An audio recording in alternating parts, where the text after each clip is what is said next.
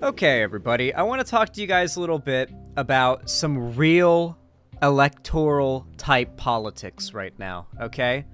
You see, the Republican Party and the politicians that exist within it almost all overwhelmingly have the same large group of people writing up their lines and telling them what to focus on as far as issues are concerned in order to try to get voters. Now, as we all know, a lot of, that has been influenced by what is currently culturally relevant in the culture war online.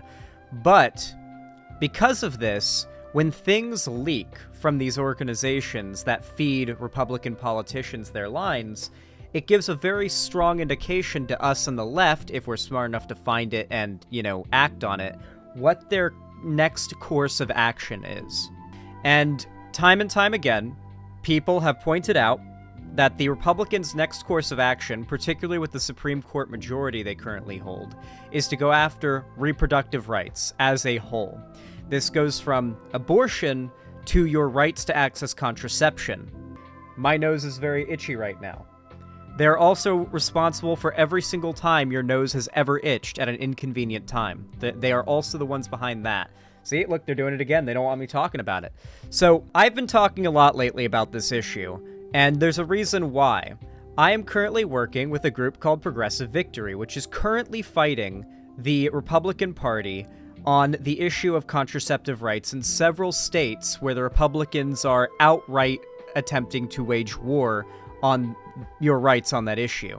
Now, they are also working with the Democratic Party, which means they have access to information about what the Republicans are planning that the average person doesn't. So with that in mind,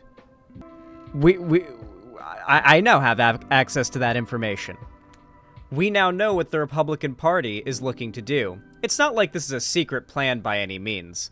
The Republicans have been kinda telegraphed about it for a while now. I mean, especially their public figures. Which is why you're going to see a lot more stories like this in the news. And this is a good news story. This should make you happy. Legislative Black Caucus to announce plans for legislation to ensure access to contraception. The Mississippi Legislative Black Caucus will announce its intent to file a bill protecting Mississippians' right to contraception at the state capitol Friday morning. You see, your right to access contraception is by no means in any way legally protected, necessarily, which is something the Republicans are taking advantage of, which is why on this issue in particular, it requires so much proactive effort on the part of the Democrats and on the part of people who vote for them. That's why Progressive Victory is so important, because they are actively allowing you guys to have a way of doing something about it, of being productive about it.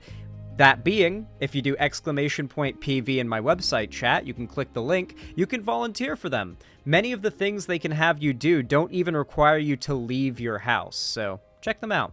Vosh talked about that, Alabama election, that's awesome. The proposed bill will be filed in January when the state legislature convenes, according to a press release sent out by Americans for Contraception. The group also released a television ad Thursday night encouraging Mississippians to demand Governor Tate Reeves clarify his stance on contraception. Reeves in the past has refused to rule out contraceptive bans or even define what he considers contraception versus abortion-inducing pills and devices. Mississippians know what's best for their health and their families. Representative Chris Bell, Democrat from Jackson, and chair of the Mississippi Legislative Black Caucus, said in a press release, "Women and their partners deserve to feel confident about access to birth control, including condoms, IUDs, the pill, patches, emergency contraception, the ring, all of it. We refuse to give Republicans the opportunity to make healthcare decisions for us, and that's why we're announcing the intent to file a Right to Contraception Act in Mississippi." The proposed Mississippi bill will be modeled after a North Carolina bill that is pending, according to an Americans for Contraceptive representative. The bill says the state has no legitimate governmental interest in limiting people's right to use contraception to prevent pregnancy. After the fall of Roe v. Wade in June of last year, remember guys, the Republicans have already succeeded on this issue, and I already did a segment that's going to be coming out soon on the channel about the Alliance Defending Freedom, the lawyer organization that is behind not only the fall of Roe v. Wade, but like a hot streak of Republican wins in the courts as of late. They are on a massive winning streak. They have a lot of money and a lot of power and a lot of influence. After the fall of Roe v. Wade, June of last year, the federal constitutional right to contraception became a topic of national discussion. U.S. Supreme Court Justice Clarence Thomas called on the Supreme Court to review Griswold v. Connecticut, the landmark decision in which the court ruled that married couples have the right to access contraception. Soon after, 195 Republican members of the U.S. Congress, including every Mississippi Republican in the House, voted against the Right to Contraception Act. See, it's not really a secret what the plan is. Which would have codified the right to contraception under federal law. Since then, some state legislatures have introduced bills to restrict access to contraceptives or allowed health providers to refuse to provide or cover contraception. The Dobbs ruling made access to contraception more critical in Mississippi, which has one of the country's highest rates of unplanned pregnancy and maternal mortality and the highest rate of infant mortality. The mission of Americans for Contraception is to protect Americans' rights to contraception. Since it was launched in 2022, the group has made efforts to help pass the Right to Contraception Act in states like North Carolina, Wisconsin, and Arizona, where lawmakers and state senators are working to secure nationwide access to contraception, including long-acting, reversible contraception like IUDs. You see, Republicans are demons, and they want to ensure a very particular type of societal norm that they have deemed to be best for everybody. Well, that's not exactly right. It really depends on the Republican, or I should say broadly, because that's more of a political party than identification. It depends on the conservative you're talking to. If you're talking to one of the many useful idiots that vote Republican in this country, they have been convinced that a traditional, like, stereotypical, glorified 1950s white picket fence lifestyle being lived by as many Americans as possible, particularly white Americans, will lead to the highest degree of happiness and success and prosperity for us and the country as possible. But this, of course, includes things such as the man of the house, as they would call it, being the essentially paternal leader of the pack, so to say. They would have complete say. We recently went over the story of J.F. Gariepi's missing wife and how he went on a big rant about how husbands need more control of their wives and what they're allowed to do, legally speaking. Many conservatives agree with this thought process. They think they should control their wives almost like a modern-day slave. And in many conservative households, they just voluntarily live out that exact lifestyle. And it goes without saying, but the children, of course, are meant to be, you know, the property of their fathers, you know, until they have reached, if it's a boy, then until they've reached adulthood. If it's a girl, until the father has, you know, deemed a potential suitable suitor for his daughter. In which case, he is allowed, he can then give her virginity away to that man in question. That's a very, you know, simplistic idea of what they want, but a lot of these useful idiots that vote Republican, they believe this is what's best for everyone, and they have genuinely been convinced by very well-paid and admittedly very charismatic demagogues that this will make them happy.